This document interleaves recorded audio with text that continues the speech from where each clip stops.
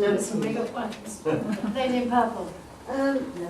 Within the Alzheimer's Society forum, there's a well-known saying when you've seen one person with dementia, you've seen one person with dementia. You've seen that? Yes, I have. And obviously Nancy's story is fairly standard, but also the different stages can pop in at different points. Yep. In my husband's case, aggression came first, now he's mellow.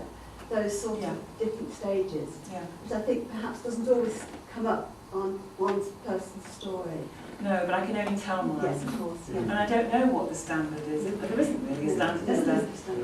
The other point, the point really is the guilt thing. I fought this feeling of guilt and feel strongly that no one who cares should feel guilt. No, you're quite It's sadness, all the things that surround it, but not guilt. If you've done your utmost, and wherever that stops, it's still not guilt. Well, a lot of it's extreme emotional stress, isn't it? I mean, in a way, I do say sometimes that I felt more sorry for Morris than for Nancy, because he had 10 years, it was 10 years before she went into care, of being bereaved about someone who was alive, you know. He was grieving for her for a decade, because their life had come to an end, and all their plans had come to an end. Are you involved with the Alzheimer's Society Forum, TP? Not anymore, but I was. There's one on there now called Grief Through the Journey of Alzheimer's. Right. Oh, it's amazingly helpful, isn't it, to have these resources. There's a gentleman there. Yes. I honour of Orwell address the political issue, because you said just briefly what you said to David Nick. Could you expand a bit on what you think the approach ought to be?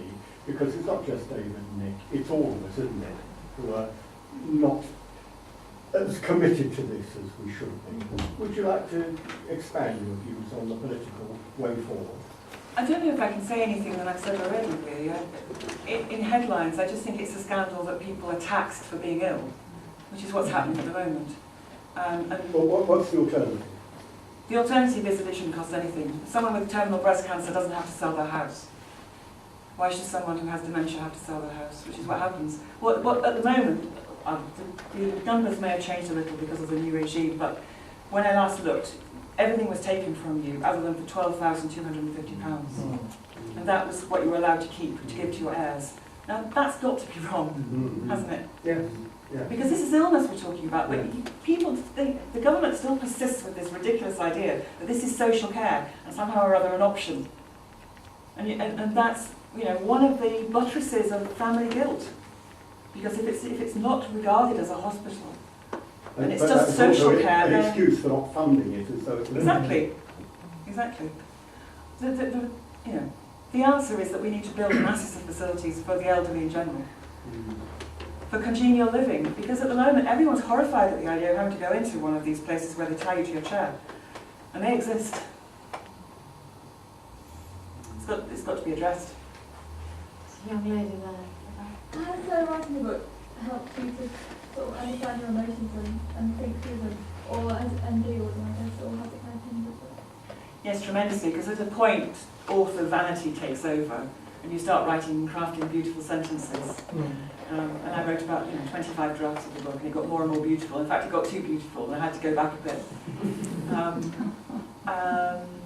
So yes, absolutely, it crystallised. And that was another reason why I was giving myself this education in dementia. It was just to feel that I was somehow or other using the experience and learning something.